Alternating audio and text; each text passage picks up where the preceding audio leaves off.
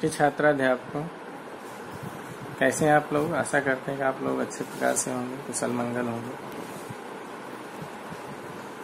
आज हम फिर इमोशनल डेवलपमेंट पे इस वीडियो में बात करेंगे।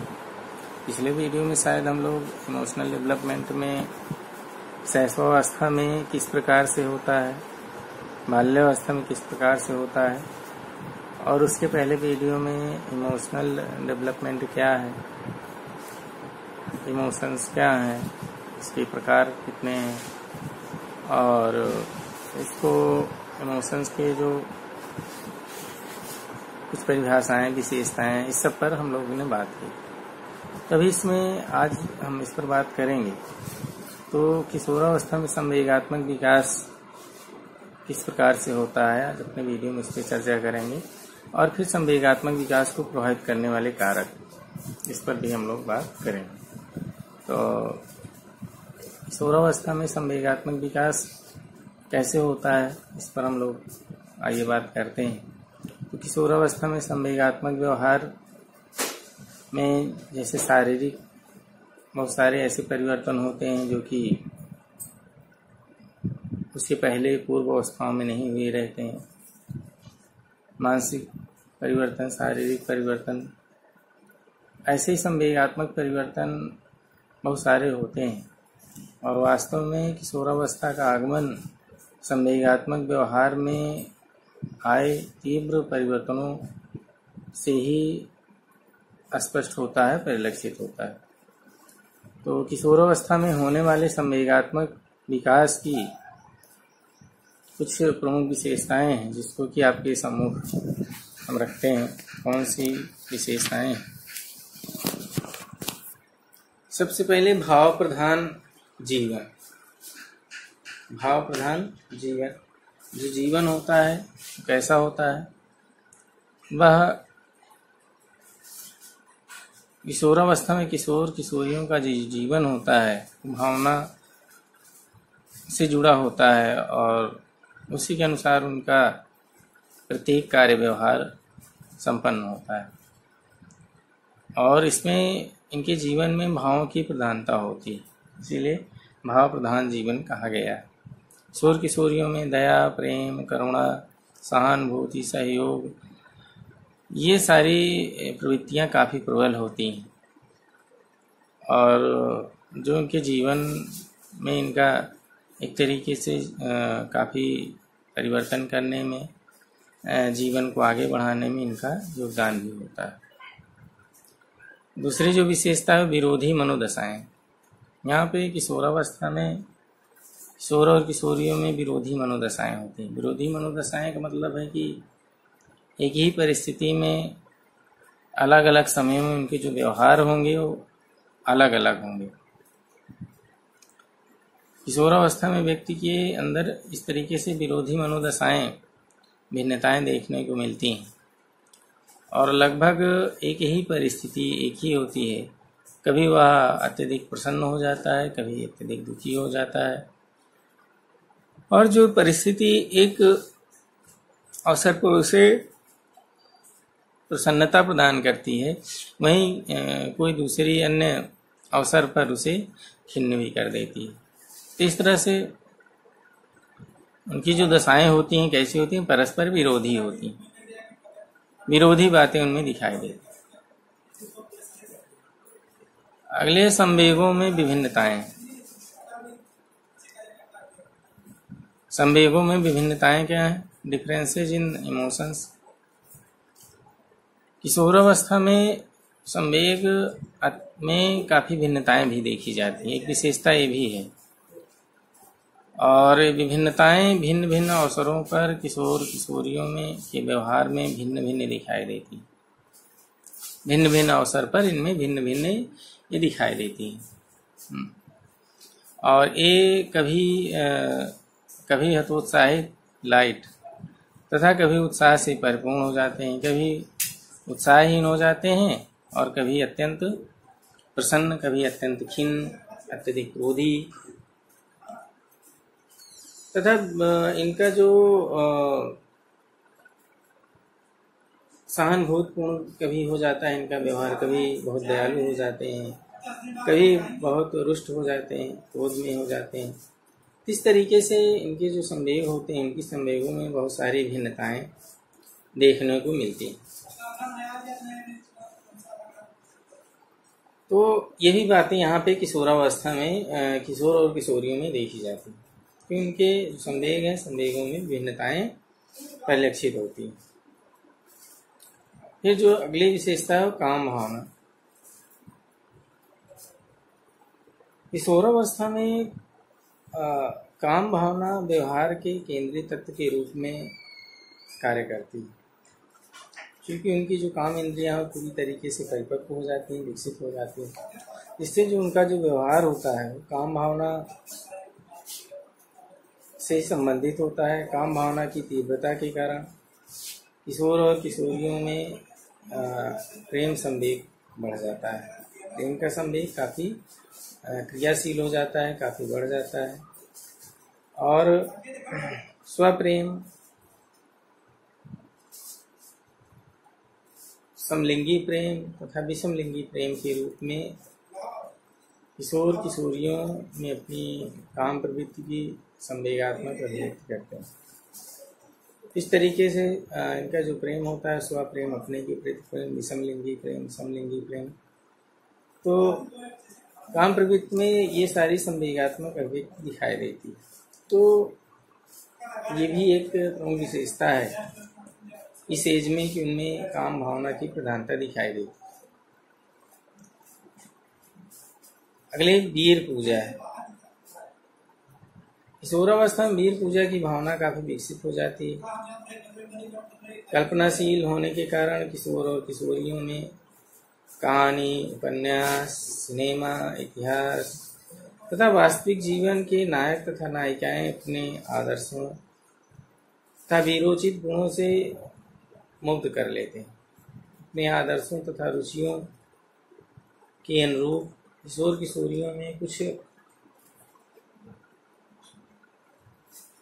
वीरांगनाओं का चयन कर लेते हैं तथा उनके कार्यों और आदर्शों का अनुकरण करने का प्रयास करते हैं। तो इस तरीके से उनका जो कार्य होता है वह वीरों के अनुकरण के द्वारा कहीं न कहीं प्रेरित करने वाला होता है और उससे वो काफ़ी प्रभावित भी होते हैं। तो वीर पूजा की भावनाएं इस अवस्था में देखी जाती हैं। स्वाभिमान की भावना, फीलिंग ऑफ सेल्फ रिस्पेक्ट। किशोरावस्था में बच्चों में स्वाभिमान, किशोर और किशोरियों में स्वाभिमान की भावना काफ़ी प्रबल होती है। किशोर और किशोरियां अपने आत्मगौरव, अपने स्वाभिमान का सम्मान पर किसी प्रकार का अगर आघात लगता है तो वह उसे सहन नहीं कर पाते हैं। और स्वाभिमान पर अगर कभी चोट लगती है, उनकी चोट लगने पर कभी कभी किशोर और किशोरियां घर से पलायन कर जाते हैं, घर से भाग जाते हैं, या ज़्यादा स्थिति खराब होती है तो आत्महत्या करने की बात भी वो सोचने लगते हैं। इस तरीके से इस अवस्था में उनमें स्वाभिमान की भावना काफ़ी प्रबल होती है और उनके स्वाभिमान को अगर कहीं से कोई ठेस पहुंच रही, कहीं से कोई मानित कर रहा है तो वह इन सारी क्रियाओं को भी बच्चे इस अवस्था में कर लेते हैं। अक्सर ऐसा देखा जाता है, सुनने में आता है कि बच्चे ने आत्महत्या कर ली या बच्चे ने घर से भाग गया, कहीं बाहर चला गया। ये सारी बातें यहाँ पे देखी जाती हैं। अपराध की प्रवृत्ति, अगली जो विशेषता है अपराध की प्रवृत्ति, ये भी बातें यहाँ पे ज़्यादा देखी जाती हैं। किशोर का ना तो बालक समझा जाता है और ना ही वह प्रौढ़ होता है, तो जिसके कारण इसमें संवेगात्मक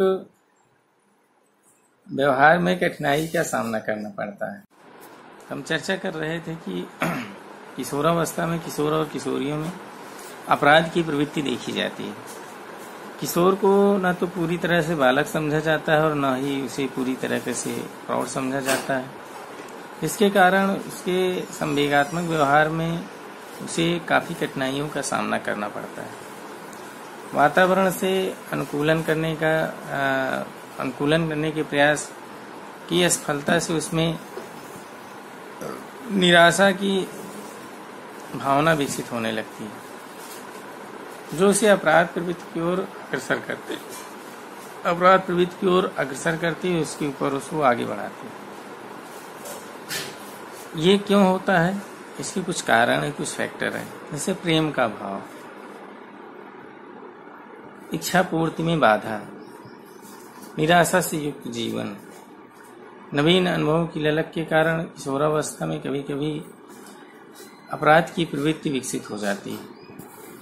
तो इस तरीके से किशोर और किशोरियों के जीवन में अगर ऐसी बातें होती हैं कि उनकी इच्छाएं नहीं पूरी हो पा रही हैं, उनमें प्रेम का भाव है और निराशा में निरंतर वो जीवन व्यतीत करते रहते हैं, तो ऐसी स्थिति में उनका जो कार्य होता है कभी कभी उनको अपराध की ओर अग्रसर कर देता है। और किशोर और किशोरियों में, विशेषकर किशोरों में अपराध की प्रवृत्ति जन्म लेती है। तो इस आयु में जो एक मेन विशेषता है वो यह भी है कि इसमें अपराध की प्रवृत्ति देखी जाती है। चिंता युक्त व्यवहार, अब इनका जो व्यवहार होता है किशोरावस्था में किशोर और किशोरियों में अनेक बातों के प्रति चिंतित रहता है। वह अपने रंग रूप, स्वास्थ्य, मान सम्मान, आर्थिक स्थिति, सामाजिक स्वीकृति, शैक्षिक प्रगति, भावी व्यवसाय आदि के प्रति सदैव व्यग्र रहते हैं। तो इस तरीके से उनका जो व्यवहार होता है वो कैसा होता है? चिंता युक्त होता है। और वह इन सारी स्थितियों को लेकर के चिंतित रहते हैं, अपने जीवन को, अपने व्यवसाय को, अपने मान सम्मान को, अपनी आर्थिक सामाजिक स्थिति, शैक्षिक प्रगति, इस सब को लेकर के वो आखिर चिंतित रहते हैं। तो उनका जो व्यवहार होता है वो काफ़ी चिंतायुक्त होता है। वह उस पर विचार करते रहते हैं, सोचते रहते हैं। अगले जो विशेषता है स्वतंत्रता की भावना। किशोरावस्था में स्वतंत्रता की भावना भी काफ़ी प्रबल होती है। वे अपना जीवन बिना किसी हस्तक्षेप के जीना चाहते हैं और अगर उनके स्वतंत्रता को कहीं से ठेस पहुंचती है तो बच्चे उसका विरोध भी करते हैं। तो इस तरीके से उनमें किशोर और किशोरियों अपने परिवार, समाज के आदर्शों, परंपराओं, रीति रिवाजों, अंधविश्वासों को न मान करके या उसको दूसरे रूप में लेकर के अपनी एक तरीके से स्वतंत्र जीवन शैली को अपनाना चाहते हैं। वह तर्क वितर्क करके रीति रिवाजों तथा सामाजिक आदर्शों की उपयुक्तता को जानना चाहते हैं कि आज के परिप्रेक्ष्य में क्या उपयुक्त है, क्या सही है, क्यों इसको माना जाए। ये सारे प्रश्न भी वह अपने से जो भी बड़े लोग हैं उनके सामने रखते हैं और तर्क वितर्क करते हैं। तो क्रियाकलापों पर, यदि उनके क्रियाकलापों पर यानी जो कार्य कर रहे हैं कि कार्य करने के तरीके पर अगर किसी प्रकार का कोई प्रतिबंध लगाया जाता है तो किशोर किशोरियाँ इन्हें सरलता से स्वीकार नहीं करते हैं, इसको सहज रूप में स्वीकार नहीं करते हैं और बल्कि इसका क्या करते हैं, विद्रोह करते हैं, विरोध करते हैं और विरोध करने की कोशिश भी करते हैं। तो ये सारे जो किशोरावस्था में होने वाले जो संवेगात्मक विकास है, इसके देखने से, इसका ऑब्जर्वेशन करने से, इसका अवलोकन करने से यह स्पष्ट है कि किशोर और किशोरियों में क्रियाशीलता तथा स्वतंत्रता की प्रवृत्ति जो होती है काफ़ी तीव्र होती है, काफ़ी अधिक होती है, जिसके परिणाम स्वरूप इस अवस्था में संवेग प्रायः कुछ अधिक ही उग्र हो जाते हैं, कुछ अधिक ही उग्र और गतिशील हो जाते हैं। तो ये तो रही बातें, 8-9 बातें लगभग थी जो किशोरावस्था में हमने बताया कि कैसे किशोरावस्था में संवेग की बातें बच्चों में, किशोर और किशोरियों में देखी जाती हैं। कैसे जो उनका व्यवहार होता है वह संवेग से काफ़ी प्रभावित होता है तो ये सब बातें हमने अभी तक बताया। अब हम लोग इसमें अब एक चीज़ और बताना रह गया है कि ये फैक्टर्स हैं जो इमोशनल डेवलपमेंट को प्रभावित करने वाले हैं। तो हम लोग फैक्टर भी देख लेते हैं कि संवेगात्मक विकास को प्रभावित करने वाले कारक कौन कौन से हैं। तो आइए इस पर भी चर्चा हम लोग कर लेते हैं। तो संवेगात्मक विकास को प्रभावित करने वाले जो कारक हैं, जिसको हमने बाल्यावस्था, शैशवावस्था और किशोरावस्था तीनों के संवेगात्मक विकास को देखा, उसी के आधार पे कुछ ऐसे कारण हैं जो उसके संवेगात्मक व्यवहार को प्रभावित भी करते हैं। सबसे पहला जो कारण है वो वंशानुक्रम। वंशानुक्रम एक ऐसा कारण है जो आप देखेंगे हर पक्ष को प्रभावित करता है, चाहे शारीरिक पक्ष हो, चाहे मानसिक पक्ष हो, चाहे सामाजिक पक्ष हो, चाहे नैतिक पक्ष हो, चाहे संवेगात्मक पक्ष हो। हर पक्ष को कहीं न कहीं ये प्रभावित करता है। तो वंशानुक्रम जो है वह व्यक्ति वंशानुक्रम के रूप में अपने माता पिता के जो गुण होते हैं, अपने माता पिता या के पूर्वज, कहा जाता है कि 7 पीढ़ियों के जो जीन्स होते हैं वो संतानों में पाए जाते हैं। तो इस तरीके से अपने पूर्वजों से शारीरिक या मानसिक गुण जो योग्यताएं प्राप्त करते हैं, इन शारीरिक या मानसिक गुणों का व्यक्ति के संवेगात्मक विकास पर भी प्रभाव पड़ता है, उनका उसके संवेगात्मक विकास पर भी प्रभाव पड़ता है। तो ये बातें होंगी वंशानुक्रम। अब दूसरा है वातावरण। अरे वंशानुक्रम एक ऐसा कारण है जो इसको प्रभावित कर रहा है। दूसरा है स्वास्थ्य, हेल्थ। ये भी एक प्रमुख कारण है जो व्यक्ति के संवेगात्मक विकास को प्रभावित करता है। व्यक्ति के शारीरिक स्वास्थ्य का उसके संवेगात्मक व्यवहार से काफ़ी घनिष्ठ संबंध होता है। स्वस्थ व्यक्ति की अपेक्षा बीमार, रोगग्रस्त अथवा शारीरिक दृष्टि से कमजोर व्यक्तियों में ऋणात्मक संवेगात्मक अस्थिरता अधिक होती है। ऋणात्मक जो होती है वह संवेगात्मक अस्थिरता अधिक पाई जाती है, यानी पॉजिटिव बातें कम होती हैं अपेक्षाकृत नेगेटिव बातों। तो उनमें ऋणात्मक संवेगात्मक अस्थिरता अधिक होती है। अगर वो अस्वस्थ हैं, बीमार हैं, रोगग्रस्त हैं, शारीरिक दृष्टि से कमज़ोर हैं, तो उनमें संवेगात्मक स्थिरता, ऋणात्मक अस्थिरता पाई जाती है। अगला है थकान। थकान भी व्यक्ति के संवेगात्मक व्यवहार को काफ़ी हद तक प्रभावित करती है। थके हुए व्यक्ति में क्रोध, नाराजगी, चिड़चिड़ापन जैसे ऋणात्मक या अवांछनीय संवेग प्रदर्शित करने की प्रवृत्ति काफ़ी अधिक पाई जाती है। तो थकान भी व्यक्ति के संवेगात्मक व्यवहार को, संवेगात्मक विकास को प्रभावित करने में काफ़ी महत्वपूर्ण भूमिका अदा करता है। फिर अगला जो कारण है वह है मानसिक योग्यता, मेंटल एबिलिटीज। व्यक्ति के संवेगात्मक व्यवहार पर उसकी मानसिक क्षमता का भी काफ़ी अधिक प्रभाव पड़ता है।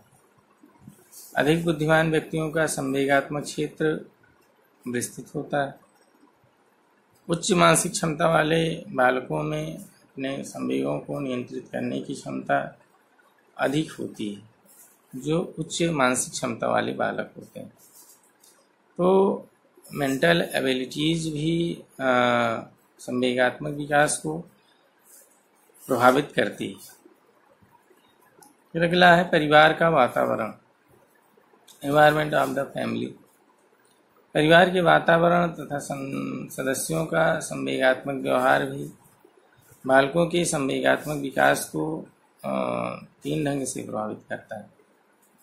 कौन कौन से 3 ढंग हैं? प्रथम है, यदि परिवार में शांति, सुरक्षा, स्नेह का वातावरण है तो बालक का संतुलित ढंग से संवेगात्मक विकास होता है। द्वितीय, यदि परिवार में कलहपूर्ण, अत्यधिक सामाजिक तथा मौज मस्ती का वातावरण रहता है तो बालकों में अत्यधिक संवेग उत्पन्न हो जाते हैं। और तीसरा, तृतीय, यदि परिवार के सदस्य का संवेदनशील होते हैं तथा प्रचुरता से संवेगात्मक व्यवहार प्रदर्शित करते हैं तो बालक भी अत्यधिक संवेदनशील होकर के संवेगात्मक व्यवहार करते हैं। इस तरह से परिवार का वातावरण भी बच्चे के संवेगात्मक व्यवहार को प्रभावित करता है। अभिभावकों का दृष्टिकोण, एटीट्यूड ऑफ पेरेंट्स। बालकों के प्रति जो माता पिता हैं, अभिभावक हैं, उनका दृष्टिकोण तथा व्यवहार भी बालकों के संवेगात्मक व्यवहार को प्रभावित करता है।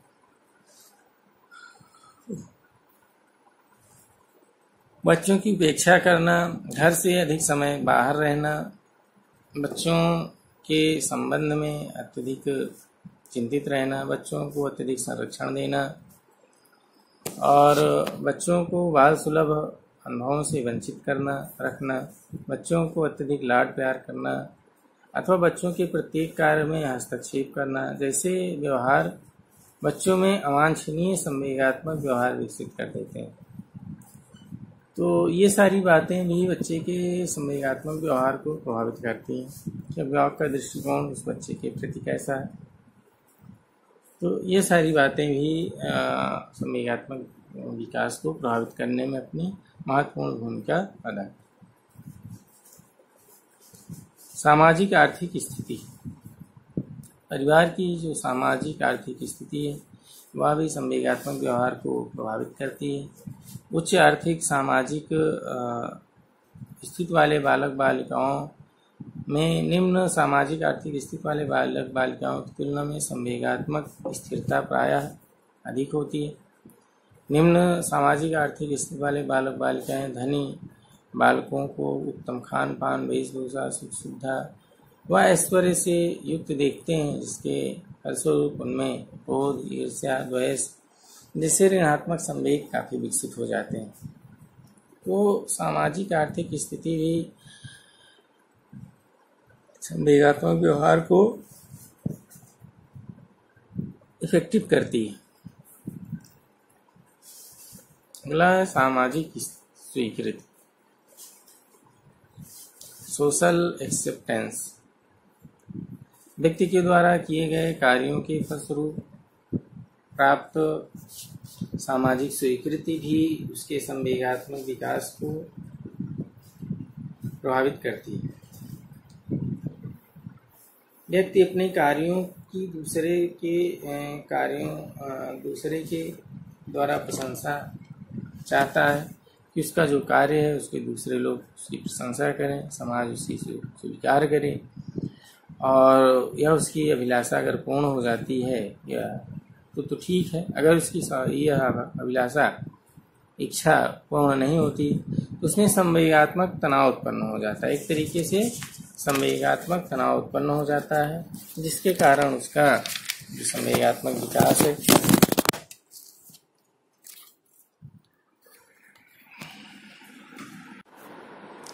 तो वास्तव में व्यक्ति को अपने कार्यों की सामाजिक स्वीकृति अगर नहीं मिलती है तो उसका जो संवेगात्मक व्यवहार है या तो शिथिल हो जाता है अथवा काफ़ी उग्र हो जाता है। दो ही चीज़ें होती हैं, या तो शांत हो जाएगा, शिथिल हो जाएगा, या तो काफ़ी उग्र हो जाता है।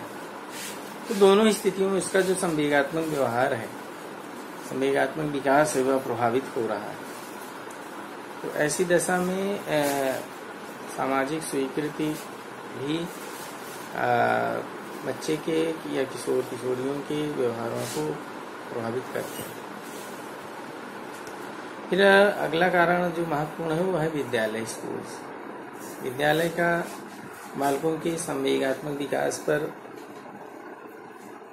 काफी स्पष्ट प्रभाव देखा जा सकता है। बालक विभिन्न क्रियाओं के द्वारा, विभिन्न कार्यकलापों के द्वारा अपने संवेगों को अपने संवेगों की अभिव्यक्ति करता है। तो विद्यालय का वातावरण, उसका पाठ्यक्रम, कार्यक्रम, शिक्षक इत्यादि बालकों के संवेगों के अनुकूल होते हैं, तो उन्हें आनंद की प्राप्ति होती है। और कहीं अगर ऐसा न हुआ तो उनका जो स्वास्थ्य है, संवेगात्मक स्थिति विकसित हो जाती है।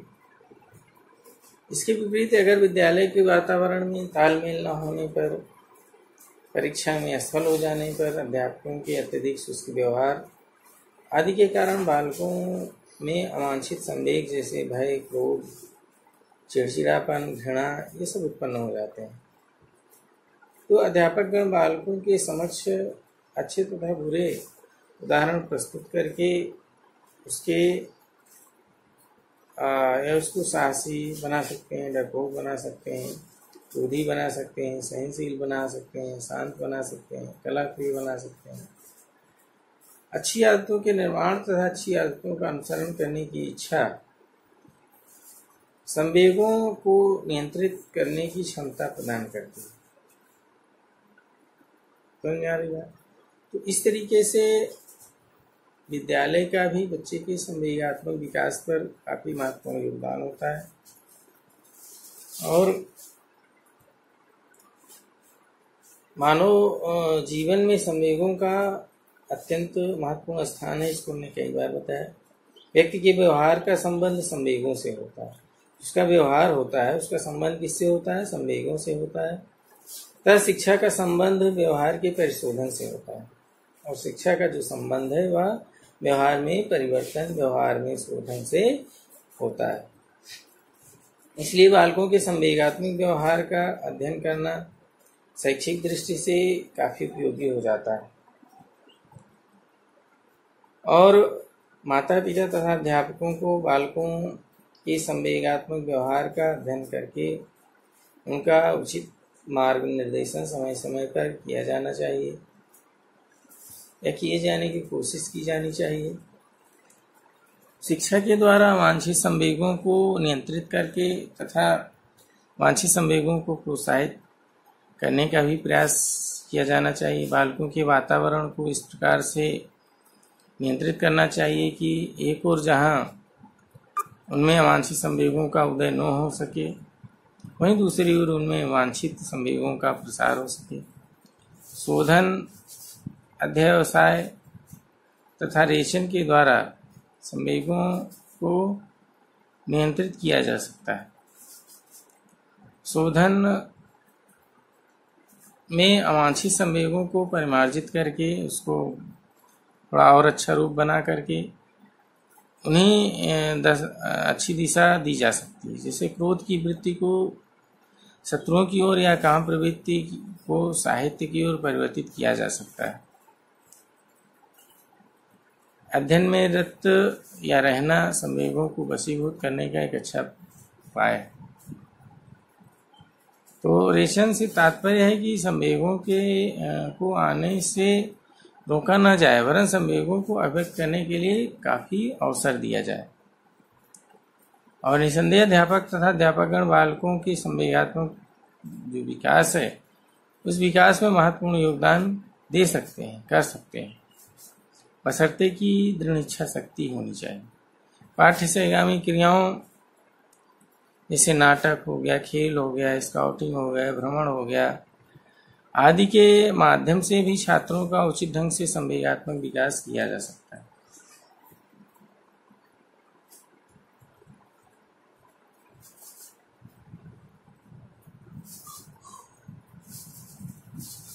इस तरीके से हमने आज यहाँ तक की बातें लगभग 2.5 घंटे का वीडियो बना आपका संवेगात्मक विकास पर, जो कि हमने आपके समक्ष रखा। तो लगभग इसमें जो भी बातें करनी थी, जो महत्वपूर्ण चीज़ें थी, उस सबको हमने आपके समक्ष रखा। और ये सोचते हैं कि आप सबको ये सारी बातें अच्छी प्रकार से समझ में भी आ गई होंगी। और इस सब बातों के साथ हमें विश्वास है कि अब संवेगात्मक विकास पे आपके मन में कहीं कोई प्रश्न नहीं होगा, तो आप फिर भी कोई प्रश्न अगर होता है तो आप क्लास में तो हम लोग होंगे तो पूछ सकते हैं। नोट्स भी आपको मिल जाएगा इसका लिखित रूप में, तो उसको भी पढ़ करके बातों को आप और अच्छी तरह से समझ जाएंगे। तो ये सब बातें थी जो इमोशनल डेवलपमेंट में करना था। अब हम लोग दूसरे चरण पे चलेंगे जिसका नाम है मोरल डेवलपमेंट, नैतिक विकास।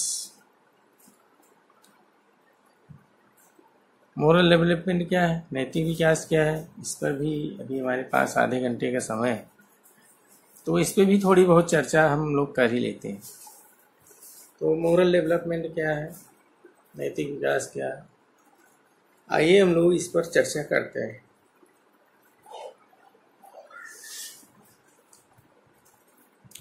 व्यक्ति जिस समाज तथा समुदाय में रहता है, वह समाज व समुदाय उसके ऊपर तरह तरह के सामाजिक बंधन, निर्देश अथवा दायित्वों को आरोपित कर देता है, जिन्हें समाज के आदर्श या मानक या नैतिक मानदंड कहते हैं। समाज के द्वारा आरोपित इन बंधनों, दायित्वों, निर्देशों का व्यक्ति के व्यक्तिगत इच्छाओं से संघर्ष होना, ये सारी चीज़ें स्वाभाविक ही हैं। अधिकांश व्यक्ति सामाजिक बंधनों को कोई ऐसे बाह्य बंधन नहीं मानते जिन्हें उन पर जबरदस्ती आरोपित किया गया हो। प्रायः समाज के विभिन्न जो बंधन हैं व्यक्ति के जीवन शैली के सामान्य अंग बनकर उसके व्यवहार को निर्देशित करते हैं। वास्तव में सामाजिक बंधन प्रारंभ में व्यक्ति को बाह्य प्रतीत होते हैं, लेकिन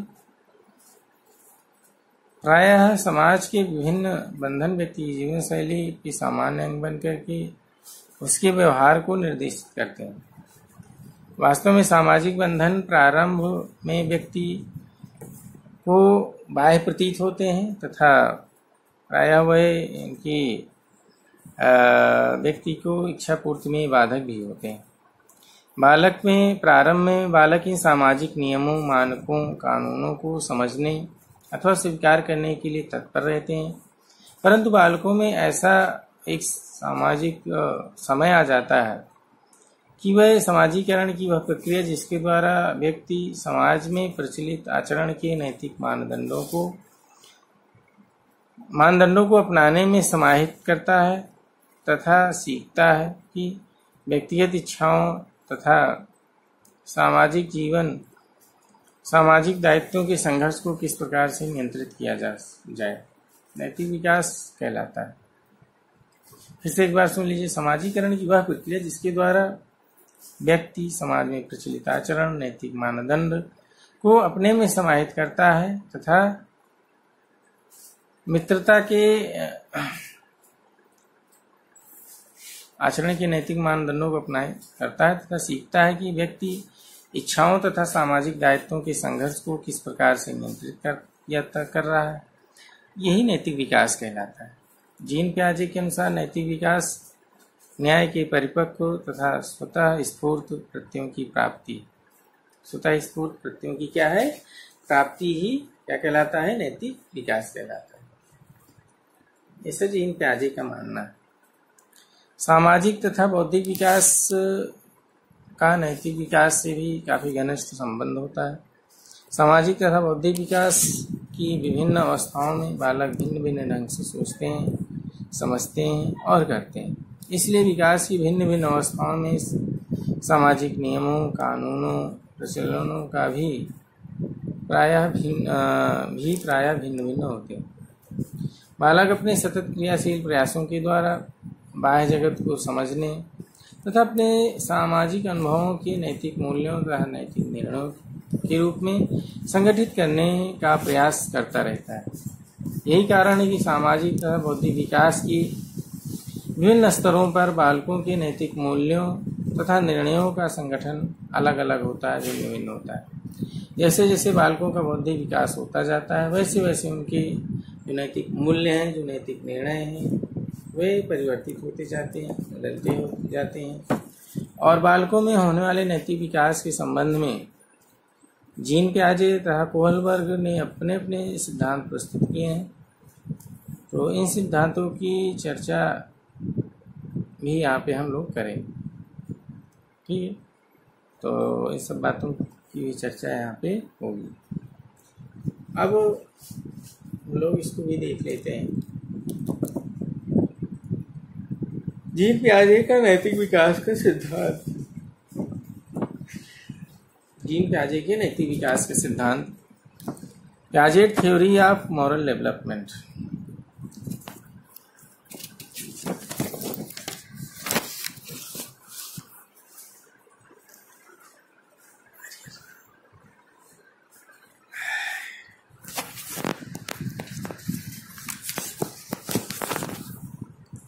जीन पियाजे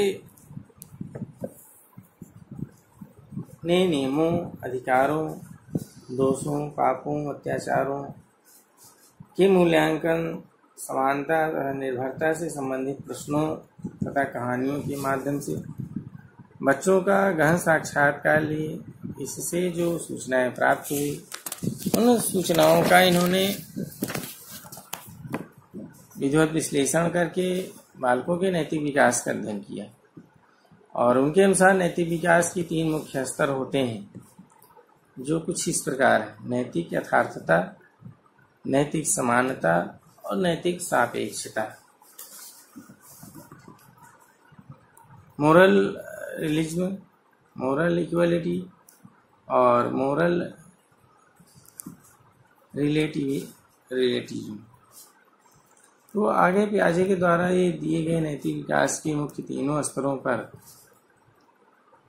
संक्षिप्त में चर्चा करते हैं।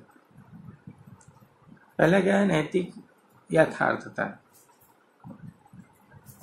नैतिक यथार्थता यह नैतिक विकास का एक तरीके से प्रथम स्तर है, पहला स्तर है, जो लगभग 7-8 वर्ष की आयु तक चलता है।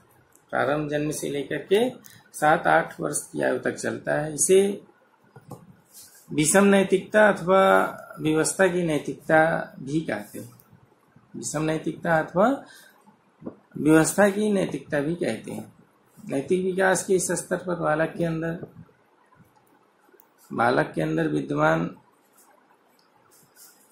नैतिकता अन्य के द्वारा घटित नियमों पर आधारित होती है। नैतिकता अन्य के द्वारा स्थापित किए गए नियमों पर आधारित होती है। जो नियम हैं, उत्तरदायित्व हैं अथवा निर्देश हैं, न बदलने वाले विचार हैं तथा निरपेक्ष, इनको सबको निरपेक्ष माना जाता है। और जो कुछ भी अधिकारी, बुजुर्ग अथवा नियम बनाते हैं, वही न्याय है और वही तर्क संगत है और वही उचित भी है। जो भी दंड अथवा पुरस्कार बड़े व्यक्ति देते हैं, वही सबको स्वीकार करना होता है। इस स्तर पर यथावत आज्ञा पालन अच्छा माना जाता है, सही माना जाता है। और नैतिक विकास के इस स्तर पर बालक और अपने स्वहित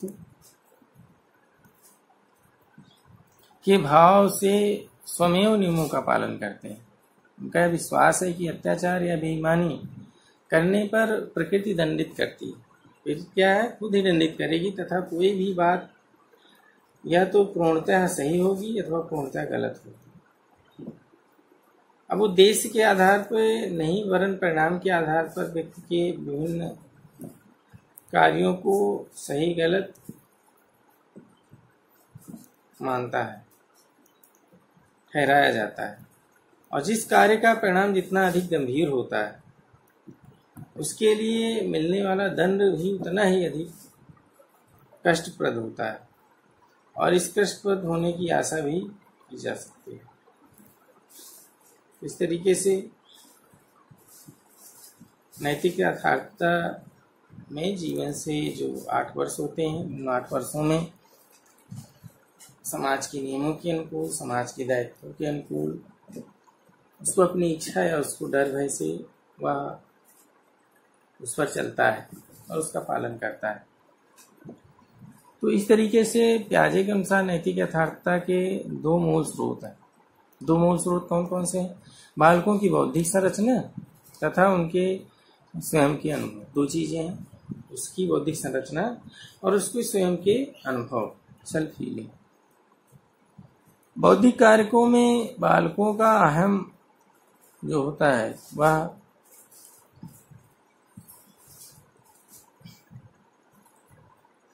बौद्धिक कारकों में बालकों का अहम केंद्रीकरण तथा उसके विचारों की वास्तविकताएं आती हैं।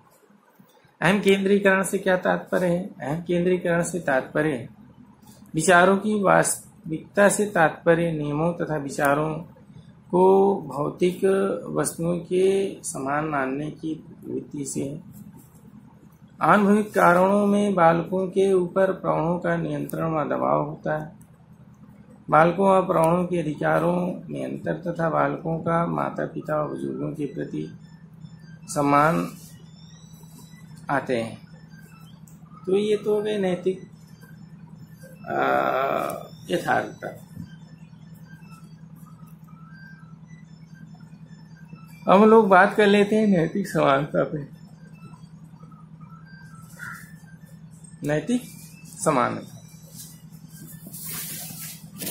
जीन पियाजे नैतिक विकास का दूसरा स्तर उन्होंने बताया कि 7-8 वर्ष की आयु से प्रारंभ होकर के 12 वर्ष की आयु तक चलती है और यह स्तर समवयस्क बच्चों के साथ बढ़ती अंतःक्रिया का परिणाम। जो समवयस्क बच्चे हैं उनके साथ जो बच्चे हैं उनकी साथ जो अंतःक्रिया हो रही उसी के परिणाम स्वरूप ये बातें निकल करके आई। हम उग्र साथियों के साथ बालक की अंतःक्रिया वस्तुतः सामान्यता तथा लेन देन के संबंधों पर आधारित होती है। इस स्तर पर बालक की दृष्टि में न्याय मुख्यतः विक्रम दंड तथा समानता पर केंद्रित हो जाता है। बालक पारस्परिक सहमति के आधार पर अपने खेल नियमों का निर्धारण करने लगता है। स्वलिखित खेलों से हटकर बालक सहयोगात्मक खेलों में काफी रुचि लेने लगता है अथवा गलत इस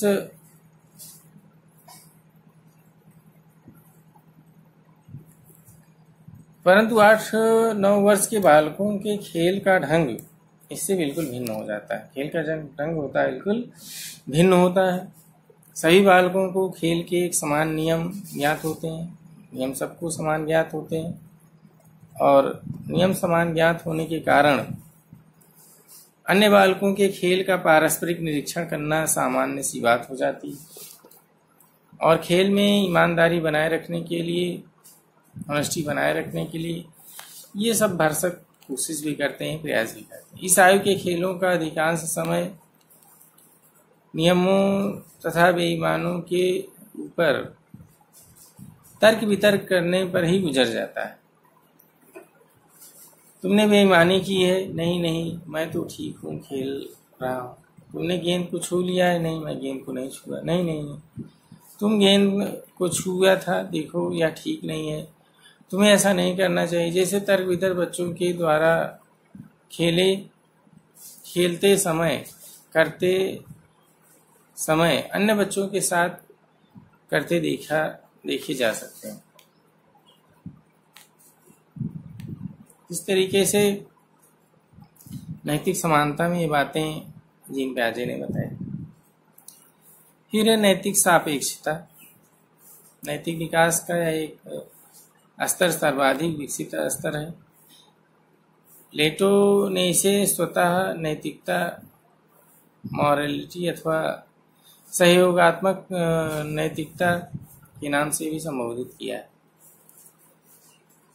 यह स्तर लगभग 12 वर्ष की आयु से प्रारंभ होता है तथा इस स्तर पर बालक की संरचना संकल्पना मुख्यतः समानता पर आधारित होती है तथा वितरित न्याय की समानता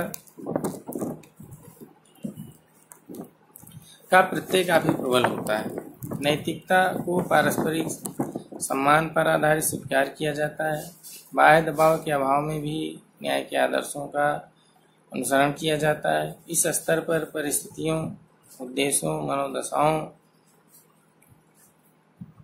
को नैतिक निर्णय देते समय उसे ध्यान देना चाहिए, रखा जाना चाहिए। नियमों में सामाजिक अंतर क्रिया तथा आम सहमति के आधार पर निर्मित माना जाता है तथा ये नियम आवश्यकता अनुसार परिवर्तनीय भी होते हैं। और इस स्तर पर बालक तथा किशोर नैतिक निर्णयों के संबंध में अपने स्वयं के नियम बनाना शुरू कर देते हैं।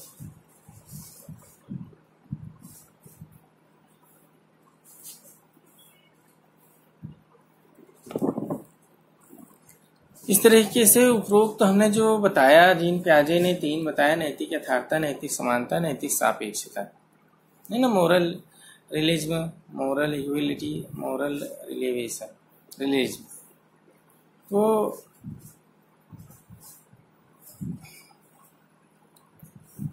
इस तरीके से उपरोक्त तीनों बातों से स्पष्ट है कि नैतिक यथार्थता स्तर पर बालकों में नियमों का अंध अनुसरण करने की प्रवृत्ति होती है। नैतिक समानता स्तर पर नियमों की व्याख्या करने की प्रवृत्ति होती है, नियमों की व्याख्या करने लगते हैं। तथा नैतिक सापेक्षता के स्तर पर व्याख्या, कार्यों की व्याख्या करने की प्रवृत्ति होती है। जो कार्य है उनकी व्याख्या करने की प्रवृत्ति आ जाती है। पियाजे के अनुसार सहयोग, पारस्परिक अंतरक्रियाएं और नैतिक समानता पर स्तरों में नियमों की व्याख्या करने की प्रवृत्ति होती है। नैतिक सापेक्षता पर कार्यों की व्याख्या करने की होती है। पियाजे के अनुसार सहयोग, पारस्परिक पर निर्भरता तथा विभिन्न दृष्टिकोणों के प्रति जागरूकता व्यक्ति को स्वतः नैतिकता के स्तर तक पहुंचाने में सहायक सिद्ध होती है। नैतिक शिक्षा घरेलू जीवन तथा अन्य वातावरणीय कारणों के कारण उनके जो दृष्टिकोण है तथा नैतिक विकास में अंतर आ जाता है। निरपेक्ष नियमों से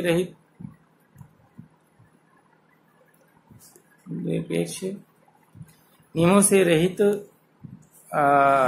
अंतरक्रिया वाले समूहों के बालकों में व्यक्तिगत समानता तथा समूह सार्वभौमिकता की भावना होती है तथा नियमों के निर्माण में ये एक तरीके से सहभागी बनते हैं या निर्माण में सहभागिता बढ़ती है।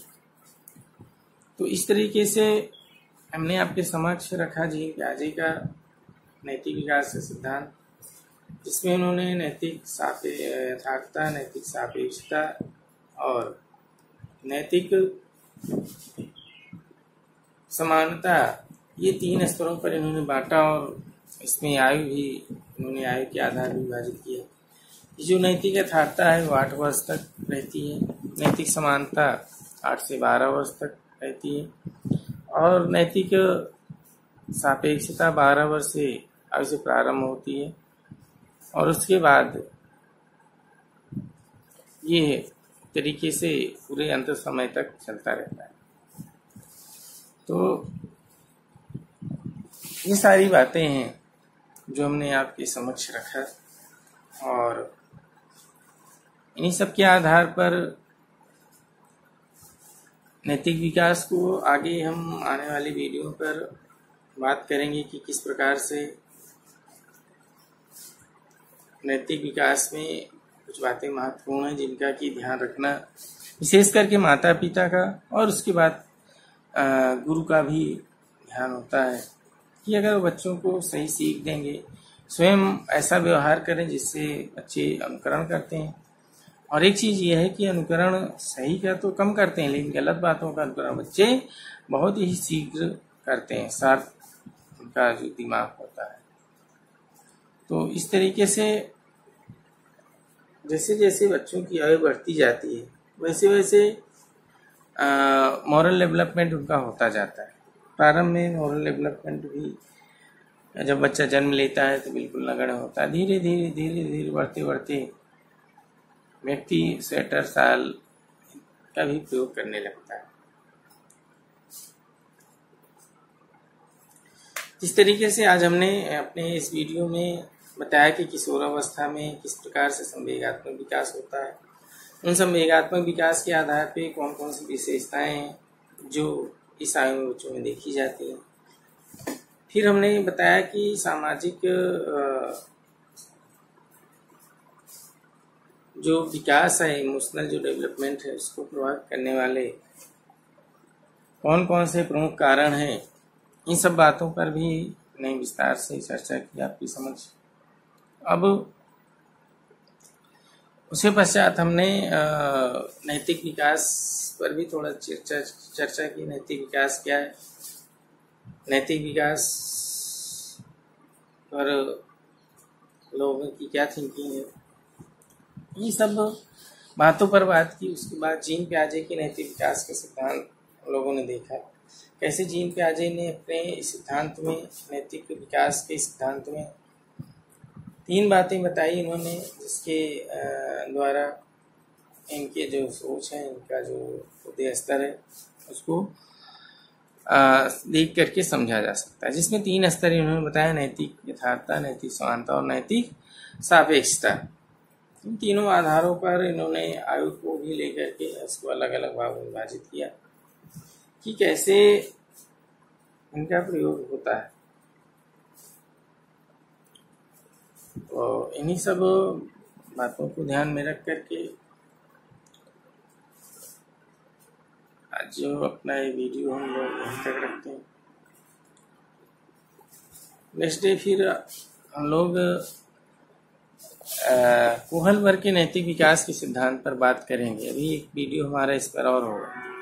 तो कोहल वर्ग के नैतिक विकास के सिद्धांत क्या है, आज चूँकि समय भी लगभग हो गया, 1 मिनट है तो नहीं हो पाएगा, तो हम लोग अगले टर्न पे ही कोहल वर्ग के नैतिक विकास के सिद्धांत को देखेंगे। तब तक जो भी बातें बताई जा रही हैं वीडियो के माध्यम से, ऑनलाइन क्लास के माध्यम से, नोट्स के माध्यम से, उससे सबसे कुछ न कुछ बातें आपको सीखने को मिल रही होंगी। और लगभग ज़्यादातर लोगों ने अपने कोर्स को भी वीडियो के माध्यम से, तो लगभग सबका ही लगभग काफ़ी कुछ ख़त्म हो गया। तो इसके आधार पे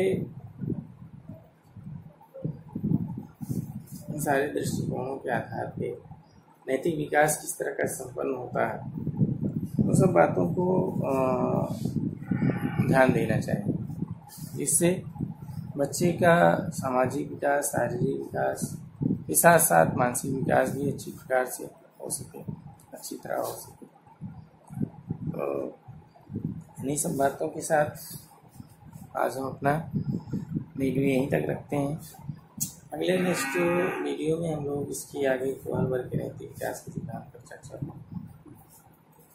तब तक हम यही आशा करते हैं कि आप लोग स्वस्थ रहिए, मस्त रहिए, खुश रहिए, और दिए गए वीडियो के माध्यम से जो भी नई नई जानकारी आपको मिल रही है उसको सुन करके, समझ करके, और उसको आगे भी बढ़ाने की कोशिश भविष्य में करेंगे, या बहुत सारे लोग कर भी रहे हैं।